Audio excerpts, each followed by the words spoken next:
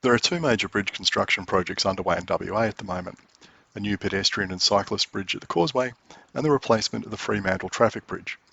Both require detours to be set up for pedestrians and cyclists.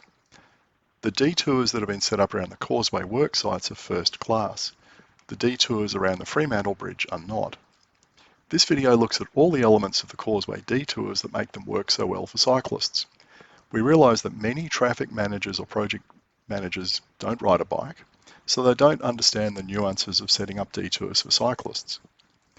Therefore, the aim here is that the lessons that have been learnt from setting up the detours around the Causeway project work sites can be applied to other projects that have been run by the WA Department of Transport, Main Roads WA, councils or any other Australian road or transport authority. Here's a list of 10 things that can make or break a detour for cyclists. First, use large signs instead of small ones. As drivers, we're used to seeing large yellow signs on legs set up at knee height.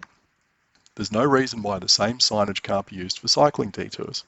In fact, it's highly effective because cyclists who also drive, which is almost every adult cyclist, are already trained to look for this sort of signage and know what it means. Use standard size traffic management signage. In many cases, there is no need to reinvent the wheel by creating custom-sized tiny signage. These advisory signs for an upcoming HBF fun run, which have been created and installed by complete amateurs who have never read an Austroads guide or undertaken any traffic management training, actually provide more information and are located better than small signs high up on poles created by traffic management professionals. Second, add pedestrian and cyclist icons to the signage to make it clear which user group certain signs are aimed at. Some work sites have one detour for vehicles and a separate detour for cyclists and pedestrians. Using clear iconography on the signs makes it crystal clear which route cyclists and pedestrians should take. Third, if it's a complex detour with multiple paths and destinations, print up some bespoke wayfinding signage. And make it large and clear. Again, use standard size traffic management signage. Fourth, add pavement markings where possible to show the route to take. There's nothing wrong with a belt and braces approach of signage plus pavement markings. Used together, the two of them can be much more effective than just signage alone. Fifth, where paths are completely blocked off, cover any gates or fencing in hessian or a wrap to make the barricade more visible, especially in the dark or low light conditions. Don't install a black see-through gate across the path, like this one alongside the Bro Highway, because it's completely invisible and cyclists have a bad habit of crashing into them in the dark and ending up in hospital with serious injuries. Remember, the Austroads guides do mention that you owe a duty of care to infrastructure users.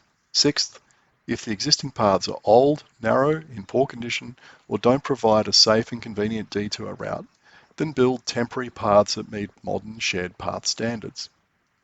If detour paths need to be moved around during the course of a major project due to the worksite layout changing, then build them out of asphalt because it's easier to pull up and put down somewhere else.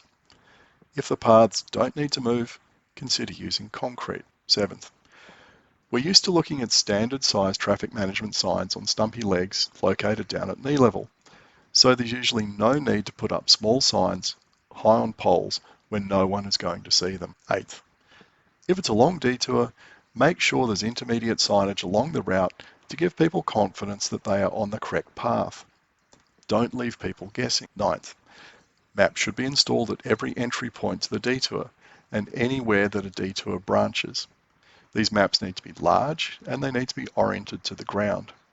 Ideally, the maps should be the same size as the standard traffic management signage or larger. Lastly, if you want to get all of this right, involve cyclists during the planning stage for the detour and bring them back to test the detour after it's been put in place.